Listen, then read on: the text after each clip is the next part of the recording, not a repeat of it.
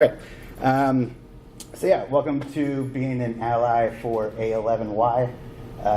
That is an 11 in the middle of that second word. And what is that? If we take the word accessibility and we just kind of grab those middle letters there, that's 11 letters total. So it can be broken down into A11y. That's kind of like a shorthand. Internationalization can also be broken down to I18N, if you've ever heard that. Just wanted to explain it because sometimes you end up seeing A11y and it's like, what does this even mean?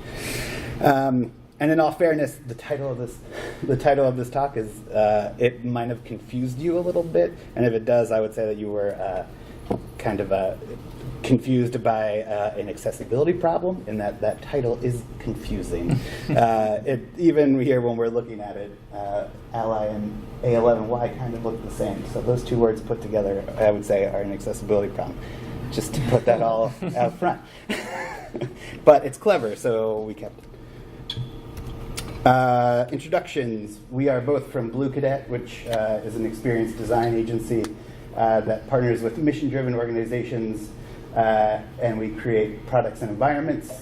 We embrace design, technology, and innovation in the service of content, emotion, and experience, and we create experiences that engage audiences through increased knowledge, empathy, and action.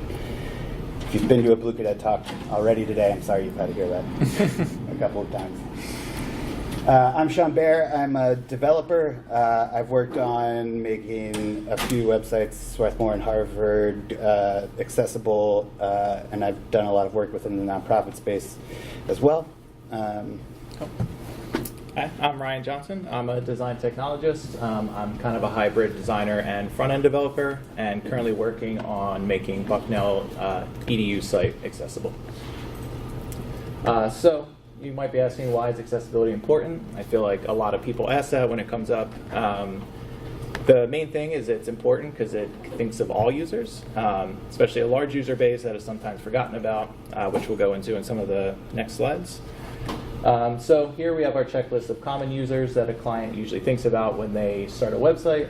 Same thing for agencies. You have mobile, tablet, desktop users, and then mouse and touch users. Sometimes there'll be research and stakeholder interviews to learn more about those users, but a lot of times they forget about the larger user base, which is people who might be using just keyboard for either personal preference, or maybe they broke their arm, or they physically cannot use a keyboard. There's also screen reader users and people who zoom the website and just screen enhancement to allow them to see the site better. The main thing is, if users are important to you, then accessibility should be important to you, because all of these buckets should be important. Accessibility broken down is just the ability to access content. We like to think of it as inclusivity. It's putting time and effort into considering the whole experience and making sure it's usable for every user. And the goal is just to make sure that everyone can use your site and product. This is just a quote, and the most important part of it is that last line: accessibility is about people, it's not about standards or guidelines. You should strive to meet those guidelines, but also be thinking about how you can go beyond that to make sure the site is usable for everyone. Yeah, I kind of hate fixating on like numbers or talking about like clinical disabilities necessarily, but I just wanted to provide some numbers to help you get a context as far as like the number of users that might be accessing your website that can't if it is not accessible. There's like a billion people, which sounds crazy to say, that have some form of a disability, and between 110 million of them and 190 million of them have a significant impairment. That includes being blind, that includes being confined to a wheelchair, to many different kinds of disabilities. Getting into like some vision specs, there's 188 million people that have vision impairment. 217 million of them have moderate to severe vision impairment, and 217 million are blind as well. Which is quite a big number of users that will only be able to access your website with a screen reader, being a product that reads out the content of your website to them audibly. 54 million adults have doctor-diagnosed arthritis, so that's 54 million people that might have a problem moving a mouse, that might have a problem reaching across a mobile screen to reach a button that could have been put on another side of the website or closer to something. 8 million American adults have reported a chronic problem with balance, and 2.4 million of those people have reported a chronic problem with dizziness. So people with like vertigo, people with vestibular disabilities that might be really affected by motion. If your website has a lot of motion on it, those people might want to not visit your site that often. Here we have some examples of accessive technologies that people will be using. So if somebody's visually impaired, they'll be using screen readers. They might be using a braille display, which is a small little bar that basically just pops up all these little braille letters on it, and they can just read across it continuously. It's actually a really cool little piece of equipment. If somebody's low vision, they might be just zooming in on a browser, just pressing Apple Plus on the browser to zoom it in. So they should be able to see your entire website when they're zoomed in. As far as physical impairments go, people might have sticky keys. That's kind of a little shortcut you can turn on your computer so you don't have to hit like Shift and P to print. You can hit one single button in a pattern. Also, people who might just have one-handed keyboards. There's eye tracking, there's voice-based programming, things like that. Using your mouth to manipulate either a keyboard with a wand or using something kind of like Stephen Hawking, like eye movement stuff to move a mouse around. And then there's also cognitive technologies. So basically, that's more like the Stephen Hawking thing as far as like having it interpret like a website to you based upon different circumstances.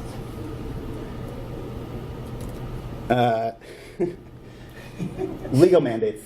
I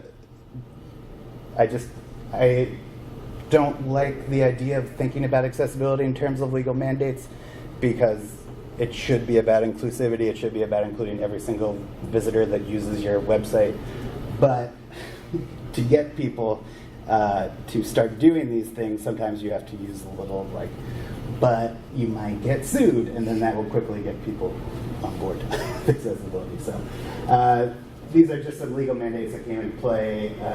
The ADA, Beyonce did not have alt text on her images on her website. She got sued. The Assistive Technology Act, this kind of just provided, I mentioned this one, it provides federal money to schools. Just let me double check my notes so I get this right. Federal money to states who can then give that money to schools so that they can improve accessibility for their students and also provide assistive technologies to them. So there are cases where a child will get like a computer with assistive technology like a braille reader or something like that. I only mention this because sometimes that might be the only piece of assistive technology that a person will get for a couple of years. So it's just a thing to keep in mind that sometimes there's dated technology. Also, the 21st Century Communications and Video Accessibility Act, actually, Obama signed that one into place, which made it required for web browsers to provide accessibility. And then the Rehabilitation Act, which was signed in 1973, which prevents discrimination on the basis of disability. It was amended in 1998 and became Section 508. If you do work for the government, if you do work for direct federal agencies that might not be government, but they're getting all their money from the government, this applies to those groups. And in order to meet Section 508, you have to meet WCAG 2.0 AA, which is just a measure of how accessible a website can be. So it's a set of guidelines. Yeah. So accessibility is something that's very important to us at Bluecadet. It's been something we've been using across all disciplines. So this talk is mostly focused on our web projects, but we've also do a lot of touchscreens and kiosks and experience design. So we've been looking into ways to make sure that everyone that comes to an exhibit and comes to use one of our touchscreens, it's accessible either through motion to bring stuff down lower for wheelchair users, making sure there's clearance, stuff like that.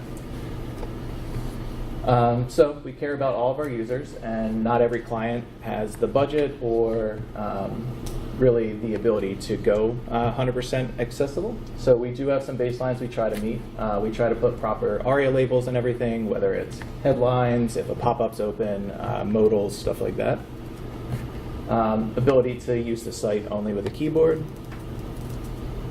Proper use of heading tags, making sure there's only one H1 per page, and making sure that the order of the additional H tags are correct order. Making sure all images have alt text when required. Minimum level of color contrast for all text elements. And considerations for anyone who might be sensitive to motion and video. So we're also not perfect. We strive to make a 100% accessible site every time, but there's always places to learn. So every project we kind of revisit that and make sure everyone on our team and our new clients are caught up to date on how to create the best experience. Okay. So the real meat of this talk here is about project-wide accessibility. Whether you're a developer, whether you're a designer, whether you're a content strategist, accessibility can be applied to what you do within a project. I think a lot of the times people end up thinking oh, accessibility is for developers, accessibility is for designers, but really, I'm going to say the slide that happens later on, but really, an agency can build a perfectly accessible website, hand the keys over to a client, and then they can mess it up entirely. So really, accessibility is all over the place. It's a continuous thing that should be looked at. So yes, project-wide accessibility is the way that we kind of like to think about it. With continuous inclusivity, basically, the sooner that you start talking about accessibility, the better. So if you have a kickoff with a client and you know that accessibility is high in their FPO, you should be talking about accessibility with them right off the bat. And the sooner that you have those questions, the more accessibility just becomes commonplace throughout the project. It's not like, oh, this is a thing that we have to do. It just becomes part of the conversation all the time throughout the whole entire project. This last part is the most cliche thing that I could have wrote, but maintaining open cross-discipline communication throughout the project is key. When a designer is working on a project, they should be checking in with development to make sure that a thing can be built and that it will be able to be interacted with the keyboard. When somebody from content is working on something, they should really be making sure that the heading structure that they're providing to a client is going to work out for the heading structure that's needed on a page. So to that end, content strategy and IA, information architecture, wireframing, these kind of project zones. You should make sure to set up some project level guidelines. A client may already have an accessibility guidelines, especially if it's higher ed or something like that. They'll probably have a set of guidelines, which is important to know because there might be things that you need to meet. So they're good to check in. Also, clearly documenting accessibility standards is an important thing to do from the start so that the next time you have a client asking about accessibility, you can kind of refer back to some stuff that you've already done. When you're talking about client strategy with a client, you should make sure that they understand that content should be written clearly using plain language and simple sentences. This is an important part. Basically, you should try to determine a reading level. You can think about it in that way. I want to write for a 6th grade reading level, which would be ideal to keep things plain rather than getting fancy. And a lot of that also has to do with audienceship and who you're talking to, but thinking about people with dyslexia and stuff like that, keeping content clear is important. Also work with content creators to develop the guidelines for creating the digital content, imagery, video, audio. These video in particular, I feel like, is the thing that always comes up where we make a new website, a client wants like a fancy video thing to happen, which is totally doable, but with accessibility, we're also going to have to make sure to provide text alternatives for that. So while we can, if we're hitting accessibility guidelines, number one, there might end up being a greater budget needed to handle video stuff because we're going to have to build out a custom player that does specific Aria stuff. But also the client, once we hand that video player over to them, they're going to have to be able to transcribe those videos into captions. If they want live video, they're going to have to be able to have somebody either doing sign language, which needs to get broadcast into the live video, or providing like live captions as they happen. Heading hierarchy. Content authors should ideally start working within a heading hierarchy immediately, breaking things up by headings, kind of describing the content of the section. So it's much easier to scan a page, even for people who don't need headings, for something like a voiceover to jump through different sections. Headings really just help to break up the flow of text and prevent it from being a long, flowy droll of a thing to read. I should also point out that there should only be one heading tag per page. Sometimes, if you're sending out like a Google Doc template, they might end up coming back with a whole bunch of H1s in them. But getting the heading hierarchy done, even at that level, helps express to the client how important heading hierarchies can be. Also, during information architecture, if we're like going through, I believe in the next, content strategy can help to implement where these headings should go, so that then designers can really consider what heading styles need to be done, not make an H2 100 pixels tall or something like that. It can help to really like start to define the markup. Alt text, clients, even developers, designers, everybody, I'm sure alt text seems a little bit misdefined. But if you're a content strategist and you're going through audio and video, you should really talk to them about alt text and how they should be writing it. Alt text should be concise, thoughtful description of the image. You should take into account the fact that if somebody is using a screen reader, they are getting these words read to them, so they don't need to hear a photo of, like, you can keep the alt text really condensed and just talk about like what specifically is in those images. Also, you shouldn't bother starting alt text with a photo of, because that could be interpreted as we are looking at a picture of a photo of something. So you should just, be kind of plain and simple, succinct with your writing of alt text. If there is text in the image, the alt text should match that text exactly. So you have to make sure to convey everything that's in that photo, and that text is probably the most important. If an image is considered decoration, you can just leave empty alt text. But that's a pretty specific instance. But yeah, alt text is not always required.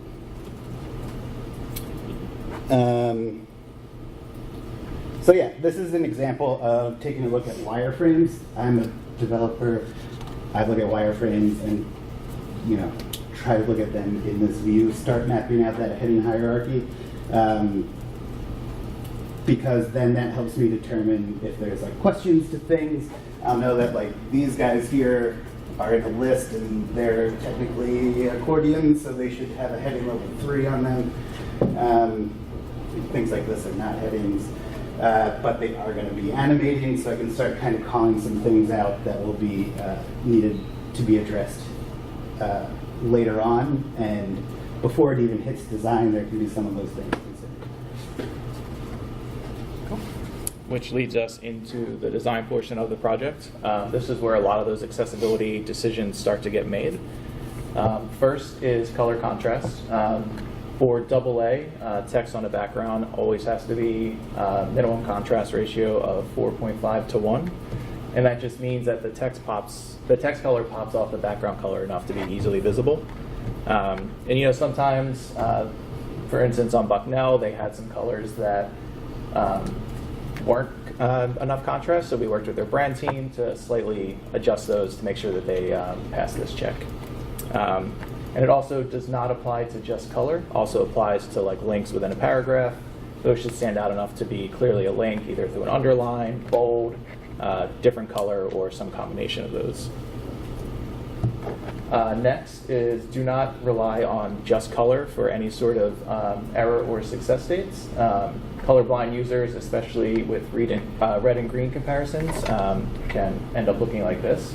So using things like text states or icons to kind of help support the color choices you've made. And then also find ways to show color without just color for colorblind users. Trello does a great job of this for their labels. If you enable colorblind friendly mode, you get patterns as well as the color. And lastly, text over an image is one of the most important things for color contrast. It's hard to test against. You never know what kind of image a client's going to end up uploading. So one way to kind of remedy that is by using an overlay. You just have to make sure that overlay with the text is meeting that color contrast minimum. And here you can see it doesn't have to be a full screen black overlay. It can be like a subtle gradient as long as it's passing those checks. Focus states are extremely important, especially for keyboard users. They should be very seen, and they should be big and noticeable. You can change them from the default like fuzzy outline that Chrome uses. And good news for designers, you can target these just through JavaScript so that when you detect a keyboard user, show the focus states, and that way you're not seeing them on tap or click. We could, just as a little tip, what we end up doing is just tracking if a tab key is hit, and then once it is, we add a body class that's like body user or keyboard user, and then we're able to turn the outlines back on for that. So keeps designers happy. Yes. A lot of complaints happen with focus states, and then a lot of agencies that aren't caring about accessibility will just do outline none, and then that's very bad for accessibility. And also, modern browsers now support a focus within pseudo element, and that allows you to, so in this example, when you're focused here, you can kind of pop the parent element off the page to bring more focus to the form. Unfortunately, it does not work in IE and Edge currently, but that might change once they switch over to the Blink engine, hopefully. Beware of uppercase letters. They can cause irregularities with screen readers. So for example, if you're trying to type out about us, it might read as about US, which could be confusing to the user. And if possible, try using a font that has small caps included. It can also be difficult for people with dyslexia to read.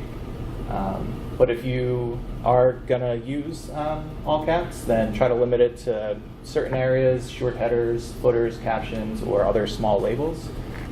They work best at smaller point sizes. That way you're not getting yelled at by your design. And then always increase letter spacing just to make it easier to read. And you can see here, like, at a blur, like if you were squinting, it's much easier to read because of the difference in X heights.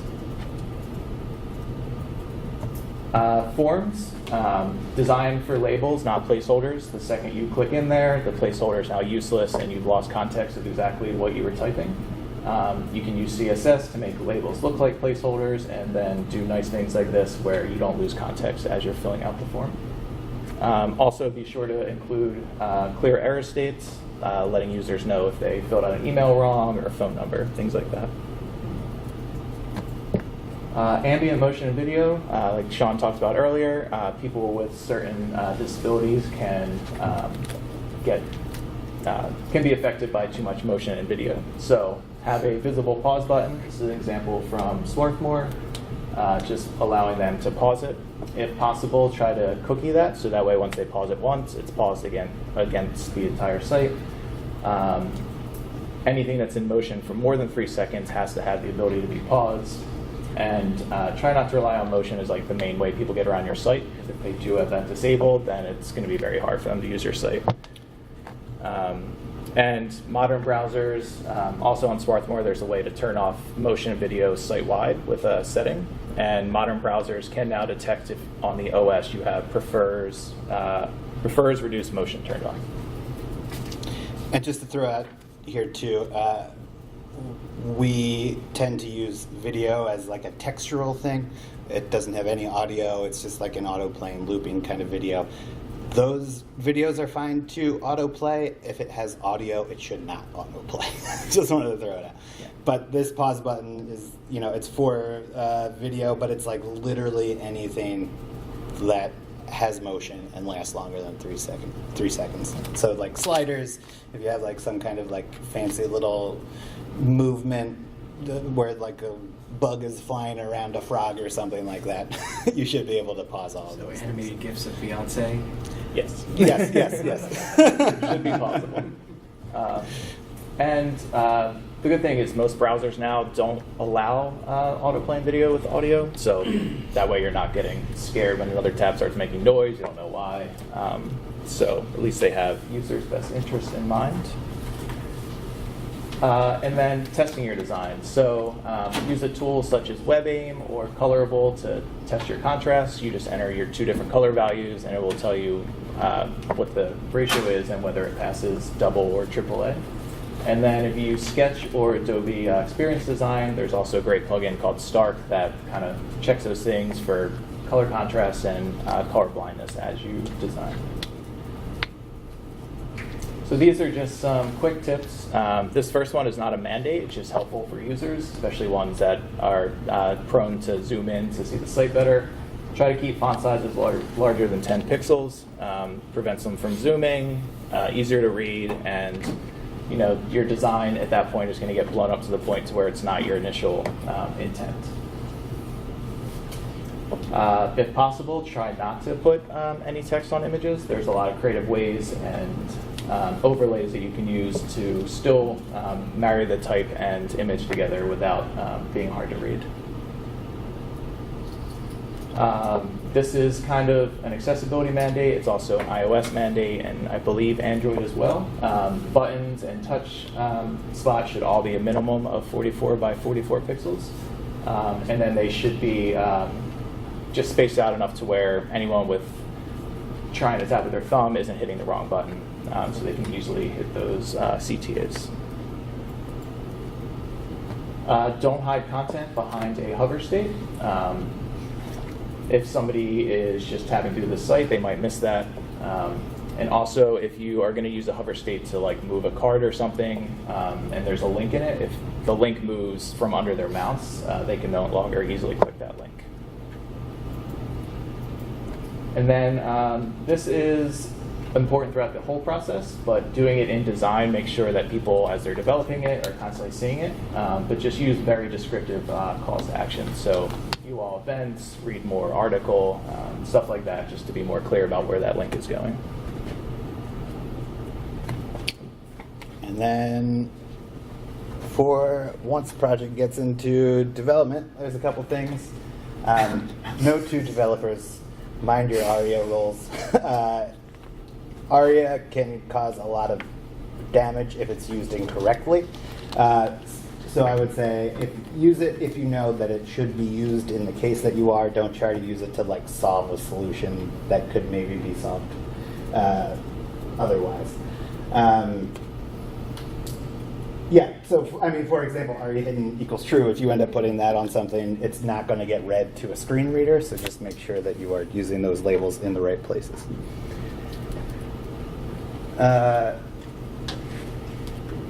Also, props to Chris from Bluecadet for thinking of those Aria. There's a lot more of them. Oh, there's so many. Modals. When you're working with modals as a developer, you need to be very careful about handling them properly. There's a lot of modals in the world, and a bad modal for a screen reader or keyboard user is not a good experience at all. So I know I just talked about not using Aria, but this is a specific case where we do. When you wrap a modal up here in this section, we're putting Aria hidden equals true, because if it's being hidden, it shouldn't be read, so we're going to set that to true. And you also want to use the Aria modal. Set that to false. This is assuming a closed state of the modal. And then when you open it, it should be Aria modal equals true and Aria hidden equals false. That will reveal the content to a screen reader. That will also tell it that it is in a modal and kind of express that to the user to let them know they're in a modal. Also, modals are effectively their own pages according to screen readers, so you should reset the heading hierarchy and make sure that you include an H1 in there, even if you're just going to show it to like a user with like a visually hidden class or something like that. Like I said, focus is critical to usability, so this is kind of showing the proper way that a modal should function for a keyboard user. If you follow that tabbing, when you click the button to open the modal, it should first highlight the first element that's within the modal. If you don't do that, focus state is just going to stay on that button. A screen reader will not have any context whatsoever that a modal is open. They won't be read it. Typically, the modal elements will be at the very bottom of the website too, so by the time they get down to the very bottom of all that content, they have forgotten that they even opened the modal in the first place. So yeah, once you have the modal open, you should tab trap within that modal, meaning that like tab goes from the first element down through, and once you hit the last element, it should jump back to the first one. And once a modal is open, you should also map escape to close. So if you hit escape, the modal closes. When it does close too, it should also hop back to the thing that opened it, which is a lot. But it's really, it makes a difference when you make a modal that works really well. Accordions are another thing. I feel like modals and buttons are my two big, like if you're going to do anything right with accessibility, those are the two things that you need to do right, because they're both about chromatically exposing content to a screen reader. So with accordions, here we're going to use, as the triggering element, we're using a button. If you have a thing that's a button, use a button. Don't use a link, don't use a div, use a button. If it acts like a button, if it smells like a button, it's a button, make it a button.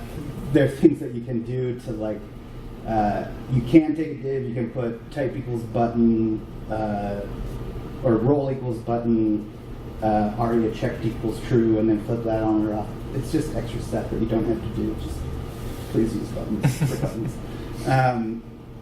And basically all that we're doing on the accordion here, like this is basically your title.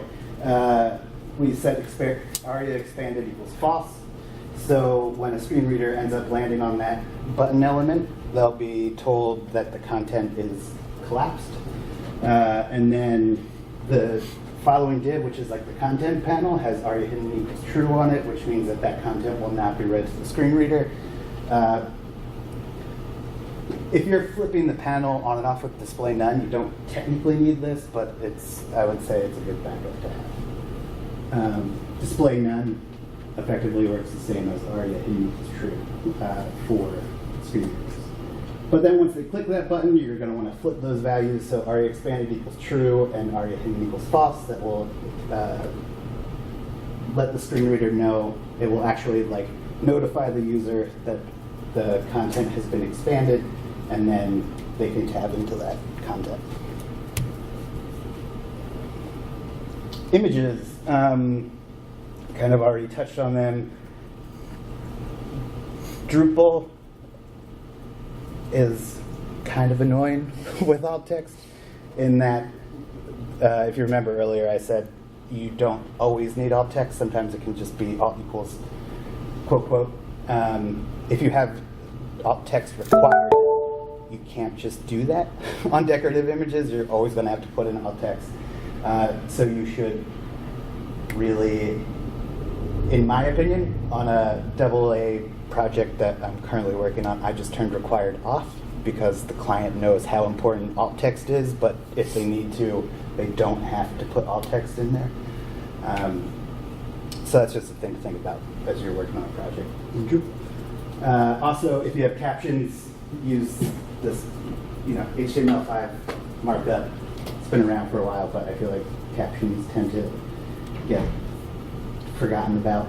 So just make sure to put those in a big caption. It kind of locks the whole thing together. Also, alt text and captions ideally shouldn't be the same, but that doesn't always happen. It's just kind of a thing to think about. You have a screen reader reading text to you. If these two things are the same, they're going to read the same thing back to back. That seems annoying to me. Roles were, landmarks, I believe what they're called. These things are important as well. Header, which you should kind of only have once on your site, can have the role of banner. That's your header. Navigation main, article, complementary, content info search. Article was meant, all of these tags were meant to initially to help out with accessibility in screen readers, to give context and semantics to these things. People have gone article crazy and just put article on everything. Screen readers actually don't read article anymore, so if you want to give a screen reader a context and say this is in an article, you need to put role equals article on. Drupal is guilty of going crazy with articles. I guess you could argue if it's semantic. This, just to show you too, I feel like we've talked about screen reader user can jump around by headings. They can also jump around by landmarks. This is VoiceOver, and you can open up, it's called a rotor, and you can actually jump around by landmarks. So, if they want to just get down to the navigation at the bottom, they can. The same screen there's a similar screen if you pop open this guy, if you have a Mac, and you open VoiceOver and hit the VoiceOver button and VoiceOver button is normally Control and Alt, and it will pop up this rotor. And then the same thing happens for headings, and I believe links as well. So you can actually just jump around, jump through them. CKEditor. If you're developing a custom theme, take H1 out of the CKEditor. Don't let a client put H1s in there. You can also create multiple formats for the CKEditor, and you can limit HTML. So if you have a very specific instance where a WYSIWYG needs to get added to an accordion, but that heading structure means that it should only hit H4 and below, you can say don't allow anything other than H4s or H5s to be added to that CKEditor. Also, this plugin I have not used, or module, I'm sorry, I forgot that I'm at Drupal. This module, I have yet to actually check it out, but I've used the demo of it. It's really interesting in that it only allows you to enter headings in context, so H2, H3 are not available until you hit H4, or until you've entered in H1, I'm sorry. So it's very content aware in terms of what you can and can't add. University of Illinois is doing some really good things with Drupal stuff in general. Testing and QA. Testing tools. Axe is a really good one. I feel like DQ is kind of leading in terms of leading in a lot of ways for accessibility testing. But they have an extension, you can just add it to Chrome. It will give you various different reports on things, including if colors hit your contrast ratios, etc. Google Lighthouse, which is built right into Chrome, will provide some accessibility testing. Wave is cool. I personally don't really like it a lot. It injects stuff right into your browser window. Site Improve if your client has some cachito, site improves, pretty decent, provides like continuous testing, very expensive. But also, if accessibility is very important to a client, they can utilize that even after you deliver the site very easily. Also, check your HTML, which sounds stupid to say. If your markup is not valid, it will typically not be processed correctly by a screen reader. So Chrome, Firefox, a lot of these browsers visually give a really good, like, oh, everything looks great. I don't have any problems. And then you'll put that same website into that validator. Make sure that you use the one with new at the end there. You can put the same website that looks great on the browser into there and find out that you like forgot to close 5 different divs. I used to think I was like, I can't believe I'm checking my HTML. It's like 1994, but it's really important, and it turns out I don't close divs a lot. But really for testing, this is your best bet. If you want to do any accessibility work at all, you should kind of put yourself in the shoes of your users. Put on your headphones, open up VoiceOver, use your keyboard. If you have Mac, you already have VoiceOver installed on it. If you hit Command and F5, it'll open. And then you hit Command and F5 again, close it. Don't do it in public unless you want people to be like, what is that noise? If you have a Windows machine, NVDA is a free screen reader. And also just, close your eyes and try to jump around your website with just a keyboard and your headphones on and see if you can get where you need to go. It's a totally different experience. And I can't recommend it enough. So those testing tools are great. Oh, I forgot to mention this too. You can also, if you are doing like Circle CI stuff on some of these tools, Axe and Google Lighthouse, you can run with like continuous integration stuff, so you can kind of plug those into your workflow and get reports automatically.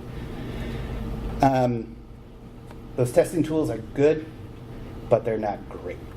They can provide a lot of false positives. They can end up testing on like, WCAG level 3, maybe you're only trying to hit AA, which is, it's great, but like if you get 5 pages of errors, you're really not going to want to deal with 5 pages of errors.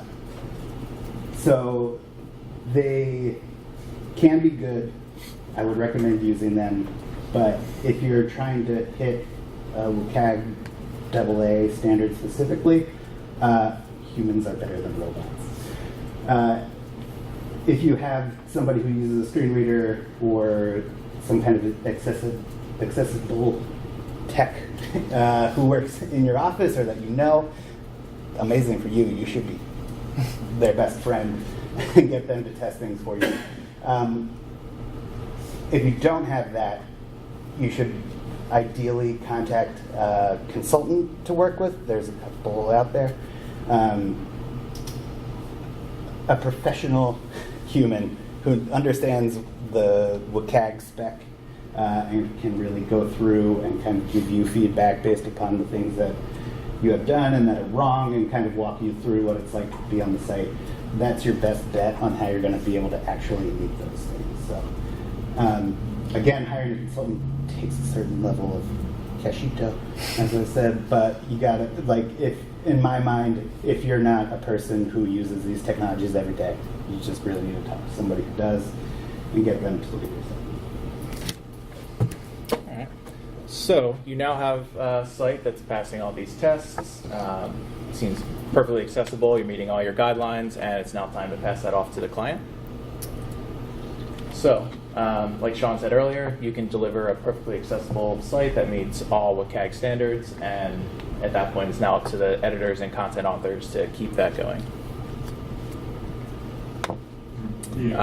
So our main job is to inform clients why building a site is important. Building a site that everyone can access is important. As you're passing it off and throughout the project, constantly inform your client about their role, get them excited about it, make sure that they don't fear it. telling them that they might get sued is something that helps at the beginning, but at this point, just make sure they understand exactly what they need to do. Make sure you're properly training them and documenting everything from the CMS to just basic accessibility so they have something to constantly refer back to. And just make sure you teach them about best practices and provide them with all the resources. There's a ton of them out there, and so just making sure you keep documented that and are able to hand that off. And then in terms of documenting those best practices, I found that it's really good to start a resource library. As Ryan said, there's so much. If you Google accessibility, you will be reading accessibility articles for the next 5 months. But so there's a lot of content. To find really good quality content that helps teach designers, developers, content authors, clients, to find really good content that is short and easy for people to process is a little bit harder. So make sure that you just make sure to bookmark those things or keep them in a shared space, Google Doc, something like that. At Bluecadet, we have a collective kind of repo. This is using Fractal. If you want to know more about Fractal, check out the talk coming up. 3:30. 3:30. Thank you. So we use this thing called Fractal. It's basically like a style guide creator, just to store markup that we have already built. So then we can just reuse that over and over again. So anytime we end up building a modal out for a client, we know it's accessible, we know it works. It's easy to get going, and it's a really helpful resource. Yeah, and the nice thing is I've actually used this one and the Accordion one recently, and taking something that's bare bones like this and be able to style it and make it fit your theme is extremely easy, and you're still 100% accessible. That's it. Any questions? Thoughts, feelings, concerns? When do you test? Always. Always do you test. Trick question. Yeah. I mean, I think it's important to,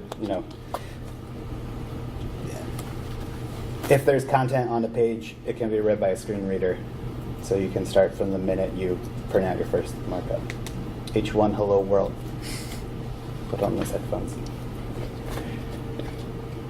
Were your slides available somewhere? Yeah, we'll put them up online. We do, because we do have a list of resources here. They're pretty helpful.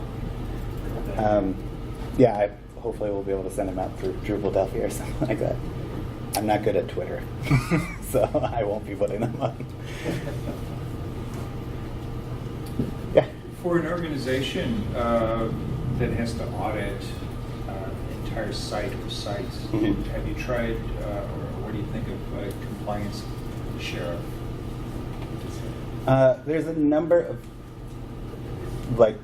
website scanners that are out there. I haven't personally used all of them. Again, my stance is still a human is better than a robot. If you can afford to pay a consultant, was just at a thing where they had Perkins School for the Blind come and do some user testing for them, which is actually pretty interesting. If you can do something like that, in my opinion, that's the best route. If you can't, I think a lot of the ones that are out there tend to do the same kind of checks, and I think that ultimately it comes down to anything that you do as the result of those tests will be for the better. So yeah, I can't speak specifically to that one, but in general, I would say running your site through a tester is a good idea. Yeah. Do most of these mandates apply to email designs? Ooh, email.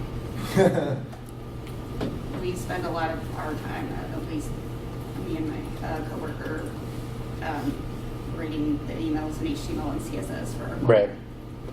I don't know that it's necessarily in WCAG spec that email must meet something. I don't know if there's mandates to meet those requirements, but I would say that an email is coming through in a web browser, so it should be meeting those same guidelines.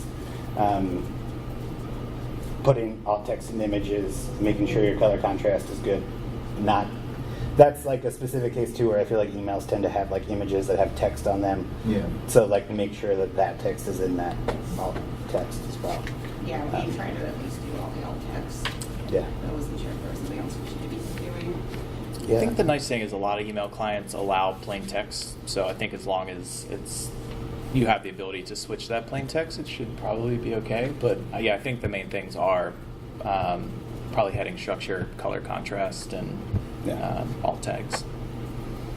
If you can't get headings in there, I would say that would be a really good idea. Rather than just putting like text and then bolding it, if you're able to like turn that kind of style into a heading, like make that like an H2 or something like that, I feel like that would be ideal. But Thanks. Any other questions? Cool. Have a Thanks, good day, guys. everybody. Thank you.